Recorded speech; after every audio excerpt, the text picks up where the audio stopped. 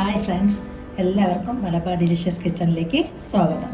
ഇന്ന് ഞാനിവിടെ ഉണ്ടാക്കാൻ പോണത് തമിഴ്നാട്ടിലൊക്കെ ഫേമസ് ആയ അടദോശയാണ്. ആ അടദോശ എങ്ങനെ ഉണ്ടാക്കുക എന്നുള്ളത്, അതിലേക്ക് എന്തൊക്കെയാണ് വേണ്ടതെന്നുള്ളത് ഞങ്ങൾക്ക് പറഞ്ഞു തരാം. അതിലേക്ക് ഞാനിവിടെ ആദ്യമായിട്ട് ഇവിടെ എടുത്തത് 1 ഗ്ലാസ് ഇഡ്ഡലിൻ്റെ അരി.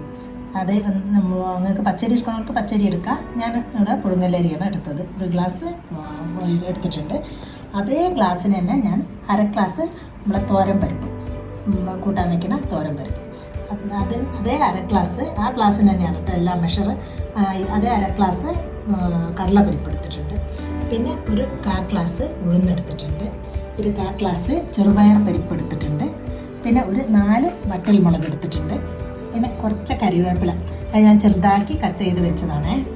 പിന്നെ കുറച്ച് മഞ്ഞൾപ്പൊടി, പിന്നെ കുറച്ച് ഉലുവ, കുറച്ച് നല്ല ജീരകം, കുറച്ച് പെരുംജീരകം, പിന്നെ കുറച്ച് കായപ്പൊടിയും, പിന്നെ 4 വെളുത്തുള്ളിയും, 1 കഷ്ണം ഇഞ്ചിയും. അത് ചിലവർ ഇഞ്ചി ഇടും, ചിലവർ ഇഞ്ചി ഇടൂല.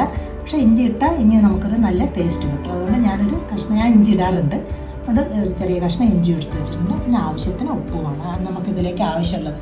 ഇത് നമ്മളെങ്ങനെ ചെയ്യുക വെച്ചാൽ, ആദ്യമായിട്ട് തന്നെ നമ്മൾ ഈ അരിനെ നല്ല കഴുകി ഒരു 2 മണിക്കൂർ അരി തനിയെ വെള്ളത്തിലിടണം. ഈ പരിപ്പുകളൊക്കെ തനിയെ വെള്ളത്തിലിടണം. അങ്ങനെയാണ് നമ്മൾ ഇത് ഉണ്ടാക്കാൻ നോക്കുന്നത്. നമുക്ക് എടുത്ത് വെച്ചിരിക്കുന്ന അരിനെ പുതർത്താൻ വയ്ക്കാം. ഞാൻ ആ അരി നല്ല 2-3 പ്രാവശ്യം കഴുകി കൊണ്ടുവന്ന് വെച്ചിട്ടുണ്ട്.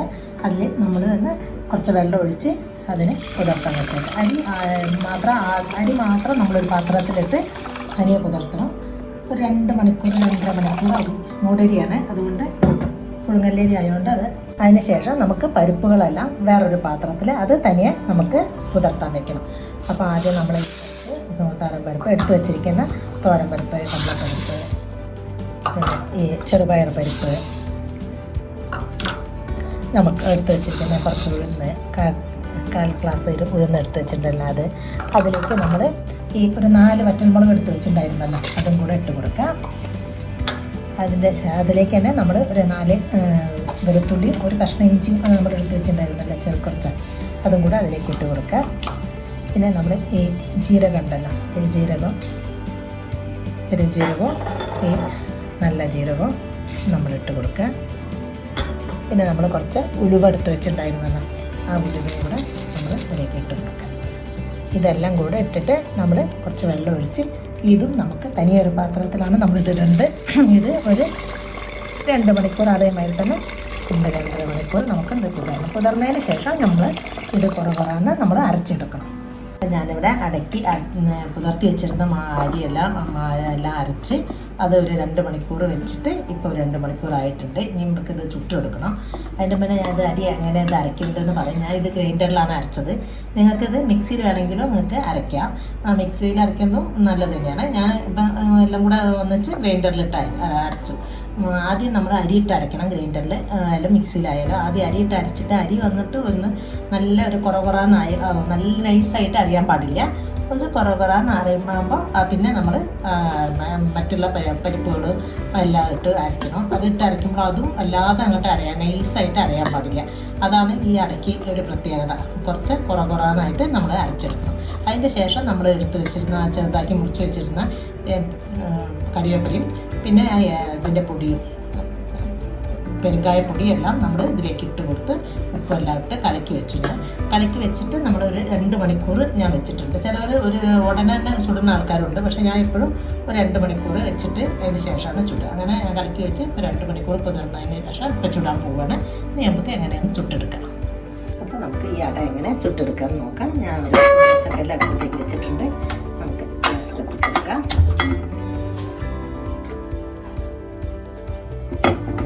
നമുക്ക് ഈ അടേൻ്റെ പരുവെന്ന് പറയുന്നത്, നമുക്ക് ദോശമാവ് നമ്മൾ കലക്കൂലേ, അതേ ഇതുമാതിരി തന്നെയാണ്. ദോശമാവ് എങ്ങനെ നമ്മൾ ദോശേൻ്റെ മാവ് എങ്ങനെ കലക്കിയെടുക്കണം, ആ ഇതിൽ തന്നെയാണ് നമ്മൾ കലക്കേണ്ടത്.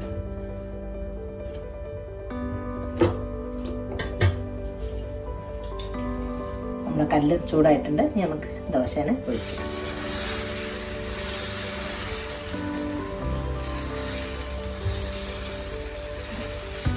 മറ്റ് ദോശ ഇത് വല്ലാതെ നമുക്ക് ഇങ്ങനെ പരത്താൻ പറ്റില്ല. നമ്മളായിട്ട് ഒഴിക്കുമ്പോൾ നല്ല നല്ല പരത്തിയെടുക്കണം.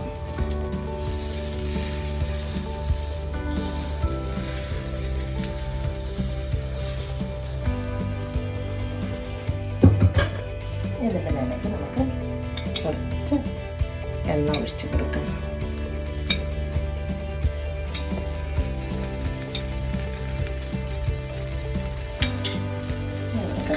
നല്ലോണം വേവട്ടെ. ഒരു ഭാഗം ഒന്ന് ശരിയായിട്ടുണ്ട്, ഇതായിട്ടുണ്ട്. ഇനി നമുക്ക് തന്നെ ഒന്ന് മറിച്ചിട്ട് വേവിക്കാം.